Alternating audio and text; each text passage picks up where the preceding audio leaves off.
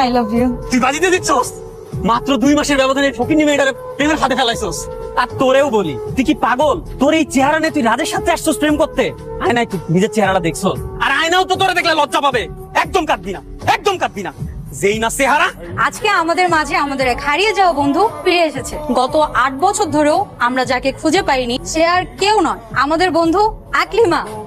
প্রথমে সবাইকে আমি সরি বলে নিচ্ছি। দীর্ঘ 8টা বছর আমি ছিলাম না তোমাদের মাঝে। এই যে ছিলাম না, এর পেছনে কিন্তু তোমাদের কারো কোনো দোষ নেই। আমি কিন্তু বিন্দু মাত্র কারোর প্রতি রাগ করিনি। আমি জানি তোমরা আমাকে কেমন জানো, কার জন্য আমি হারিয়ে গিয়েছিলাম সেটাও হয়তো তোমরা জানো। দীর্ঘ 8টা বছর আমি নিজেকে অনেক পরিবর্তন করেছি।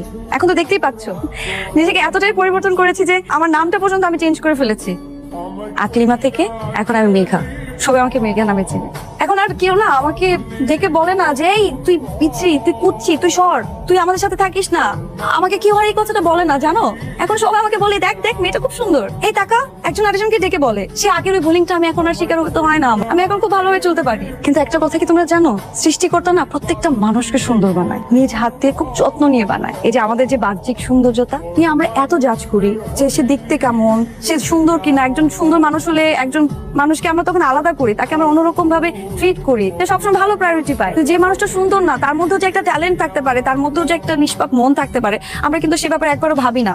আমি কিন্তু টপার ছিলাম, ব্রিলিয়েন্ট স্টুডেন্ট ছিলাম, কিন্তু দেখো তোমরা কিন্তু আমাকে পাত্তা দাওনি। এখন কেন দেখছো যে আমি অনেক সুন্দর হয়ে গেছি? সেটা কয়দিনের? আমরা কয়দিন এরকম সুন্দর থাকতে পারবো? আমাদের জীবনটা যৌবনটা কয়দিন ধরে রাখতে পারবো বলো? 10 বছর, 20 বছর, 30 বছর, তারপর তো আমাদের মৃত্যু হতে হবে, আমাদের মৃত্যুবরণ করতে হবে। তখন আমাদের এত সুন্দর স্কিনটা না ওই মাটির সাথে মিশে যাবে। বেঁচে থাকবে কি জানো? আমাদের ওই চরিত্র, আমাদের মন, আমাদের ব্যবহার।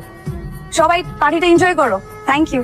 দোস্ত, তুই মনে এত কষ্ট নিয়ে চলে গেছিস, আর একটা দিন যদি তুই থাকতে তাহলে তুই কখনোই চলে যেতি না। কেন? রাজ তোকে সত্যি সত্যি অনেক ভালোবাসতো। মানে তুই যাবার পরে এই আকলিমা কই? আকলিমা আজকে আসেনি। তুমি ওকে কালকে যে পরিমাণে অপমান করছো। দেখো আমি যা করছি তা আমি করি নাই, আমার বন্ধু বান্ধব করছে। তোমরা না আমাকে শুধু শুধু ভুল বুঝতেছো। আচ্ছা, আমাদেরকে আর বোঝাইতে হবে না, আমরা সব বুঝতে পারছি। আরে বুঝতে পারছি বলে তো হবে না, মানে ওরা একটু জানাও আমার কথাটা। কিরে, তুই মনে হয় দিনের বেলা টস জ্বালা আকলিমারে খুঁজতেছস? বাদ দে, ডাস্টবিনের মাল ডাস্টবিনে গেছে। এত চিন্তা করে লাভ কি? তাই বলে তুই একটা বস্তির মায়ের জন্য আমার গায়ে হাত তুলবি? ভাই এটা আকলিমাদের বাসা না? ওরা তো নাই, চলে গেছে। চলে গেছে মানে কই চলে গেছে? ভাই কই গেছে একটু ঠিকানাটা ম্যানেজ করে দেন না ভাই, প্লিজ। জানি না। ভাই কোনো নাম্বার টাম্বারও দেওয়া যায় নাই? কিচ্ছু যায় না। প্লিজ তুমি একটু আমাকে আকলিমার কাছে নিয়ে যাও প্লিজ। আমি ওর পায়ে ধরে মাফ চাবো। দেখো আমি কিন্তু ওকে সত্যি সত্যি ভালোবাসছিলাম। আমার ভালোবাসা কোনো দিক থেকে মিথ্যা ছিল না। আমি বাজি ধরছিলাম। ওর সাথে মিশার পরে আমি সত্যি সত্যি ওর প্রেমে পড়ে গেছি। প্লিজ আমি ওর কাছে একটু সরি বলবো, এতটুক তো।